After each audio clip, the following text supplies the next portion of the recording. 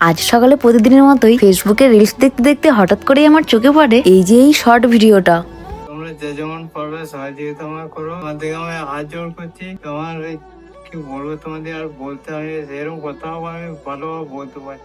সত্যি কথা বলতে দাদাটার এই কথাগুলো শুনে কেন জানি না আমার এতটা বেশি কষ্ট হয়েছিল, যেটা হয়তো আমি মুখে বলে বোঝাতে পারবো না। আমার নিজের অজান্তেই আমার চোখ দিয়ে পানি চলে আসে, আর তারপর মনে অনেকটা কষ্ট নিয়ে এই যে আমি আমার মায়ের নতুন বাড়িটাই চলে আসি। আসলে আমি এখনো আমার মায়ের বাড়িটা কমপ্লিট করে উঠতে পারিনি, আর জানিও না যে লাস্ট পর্যন্ত কমপ্লিট করতে পারবো কিনা। এই মাসের পেমেন্টটা দিয়ে ভেবেছিলাম এই যে বাড়ির ভিতর দেওয়ালগুলো রং করে নেব, কিন্তু চোখের সামনে এরকম একটা ভিডিও দেখে কি করে আমি আর এক বাবাকে কষ্টই দেখে নিজের এই ছোট্ট বাড়িটাকে সাজিয়ে তুলবো। না না, আমি অন্তত এটা কোনোদিন করতে পারবো না। তাই আর আমি কোনো কিছু না ভেবে ডাইরেক্ট আমি ভাইকে মেসেজ করে বললাম, খুব শীঘ্রই আমি আসছি তোমাদের ওখানে ভাই। এই বলে আমি আর বেশি দেরি না করে ছুটতে চলে যাই মায়ের কাছে। তারপর মাকে গিয়ে আমি ওই দাদাটার ভিডিওটা দেখাই, আর মাকে বলি, মা আমি এই দাদাটাকে যা হোক করে সাহায্য করব, তার জন্য যদি আমার বাড়ির রঙের কাজ বন্ধ রাখতে হয় আমি 1-2 মাসের জন্য সেটাও করতে রাজি আছি। এটা বলতেই মা রান্না বন্ধ রেখে তাড়াতাড়ি করে নিজের ব্যাগ থেকে মায়ের বাড়িটা রং করার জন্য যে টাকাটা রেখেছিলাম সেই সব টাকা মা কোনো কিছু না ভেবে আর আমাকে কোনো কিছু জিজ্ঞেসও না করে আমার হাতে নিঃসন্দেহে তুলে দেয়। আর শুধু সেটাই না,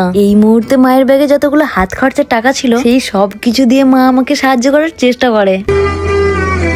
অনেক কপাল করে এরকম একটা মা পাওয়া যায়। হ্যাঁ, আমরা জানি এই টাকাগুলো দিয়ে দিলে আমাদের একটু সমস্যা হবে, কিন্তু বিশ্বাস করো যে মানুষগুলো ঠিক মতো খেতে পারে না, পড়তে পারে না, তাদের সেই সমস্যা আর কষ্টগুলোর কাছে আমাদের এই কষ্ট কিছুই না। থ্যাংক ইউ মা, আমার মনের ইচ্ছাটা পূরণ করার জন্য।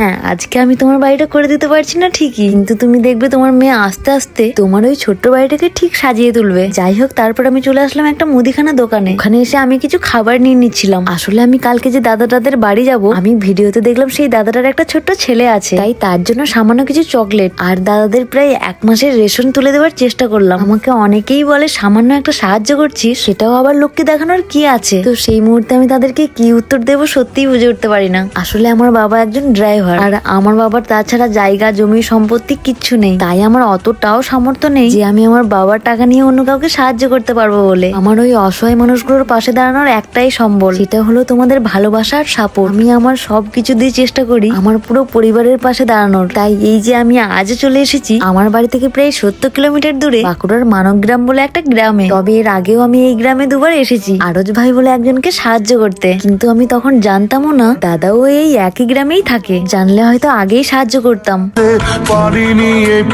এই যে আমি যে দাদাটার পাশে বসে আছি, বিশ্বাস করো সেই দাদাটাই জানে যে কষ্ট কি। আর আমার সব চাইতে বেশি কষ্ট হলো এই যে দাদাদের এই হাফ পড়ে যাওয়া বাড়িটা দেখে। বাড়িটার একদিক দিয়ে দেওয়ালটা পড়ে গেছে, সেটাও কোনো রকম তিরপল দিয়ে ঢাকা রাখা হয়েছে। আচ্ছা, একবার ভেবে দেখো তো, আজ যদি ওই দাদাটার জায়গায় আমরা থাকতাম তাহলে আমরা ঠিক কি করতাম। আমাদের জীবনের কষ্টগুলো কিছুই না। আর সব চাইতে খারাপ আমার যেখানে লাগলো, দাদার এতটা খারাপ অবস্থা, আর তার উপর মানুষটা না পারছে ঠিক করে চলতে আর না পারছে কথা বলতে। এই অবস্থায় মানুষটার মাথার ছাদটাও ঠিক করে নেই। আচ্ছা, সরকার তো এখন সবাইকেই ঘর দিচ্ছে, তাহলে এখনো কেন এই অসহায় মানুষগুলো ঘর পায়নি? কেন তাদের এই ছোট বাচ্চাগুলোকে সঙ্গে নিয়ে এরকম ভাবে একটা ভাঙা বাড়িতে রিস্ক নিয়ে থাকতে হবে? সবসময় আমাদের মতো মানুষদেরকেই কষ্ট করতে হয়। আমার আব্বুর খুবই শরীর খারাপ, তোমরা যে যেমন পারবে আমার আব্বুকে সাহায্য করো। আমি দেখতে চাই আমার আব্বু আগের মতন চলাফেরা করুক।